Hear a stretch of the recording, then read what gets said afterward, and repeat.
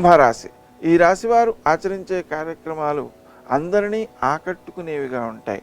ముఖ్యాంశాలను చర్చించేటప్పుడు త్వరితంగా ఉద్రేకం పొందడం ద్వారా అసలు సమస్య పరిష్కరించబడకుండా కొత్త అపార్థాలకి తావు ఏర్పడే అవకాశం ఉంది.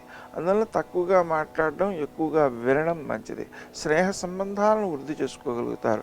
అనుకోని ఖర్చులు చుట్టుముట్టే అవకాశం ఉంది. అందువల్ల 4-5 రూపాయలలో ధనాన్ని సమకూర్చి అట్టు పెట్టుకోవడం వల్ల ఎక్కువ ప్రయోజనాన్ని పొందగలుగుతారు. వృత్తి స్థానంలో పనుల్లో ఆలస్యాలు చోటు చేసుకుంటాయి. అయినప్పటికీ కొంతవరకు వాటిని పూరించడం కోసం ఇతరుల యొక్క సహాయ సహకారాలను తీసుకుని ముందుకు వేయగలుగుతారు. ముఖ్యంగా వ్యాయామ ప్రాణాయామాలను సకాలంలో పూర్తి చేయడం ద్వారా మీరు ఆరోగ్య బలాన్ని పెంపొందించుకోగలుగుతారు. ప్రభుత్వ సంబంధమైన ఖర్చులు అధికంగా ఉండే అవకాశం ఉంది. ఆ ఖర్చులు ఉన్నప్పటికీ కూడా అభివృద్ధికి సోపానాలే అవుతాయి అనేటువంటి విషయాన్ని మనం గుర్తుపెట్టుకోవాలి. వ్యాపారాలలో పెట్టుబడి పెట్టేటువంటి అవకాశాలు కొన్ని వస్తాయి, కానీ జాగ్రత్తతో వ్యవహరించాలి. గతంలో మీరు పెట్టుబడి పెట్టినటువంటి సందర్భాలు ఏవైతే ఉన్నాయో అవి లాభించడానికి తగిన సమయంగా దీన్ని గుర్తించవచ్చు.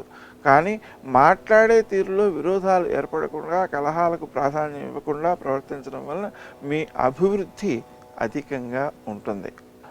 మీ యొక్క కార్యక్రమాల్లో స్వంత ప్రయోజనాలను సాధించడం కంటే ఇతరులకు ప్రయోజనాలను సాధించి పెట్టడం విషయంలో ఎక్కువ కృషి చేస్తుంటారు.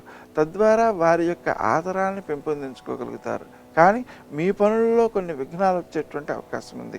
అందువలన గణపతిని ఆరాధించడం, ప్రతి చవితి నాడు ఆయన్ని ఆరాధించి దూర్వలతో పూజించడం ఆ లక్ష్య సాధనా శక్తిని పెంపొందించుకోవడానికి ఉపకరించేటువంటి సన్నివేశాలు.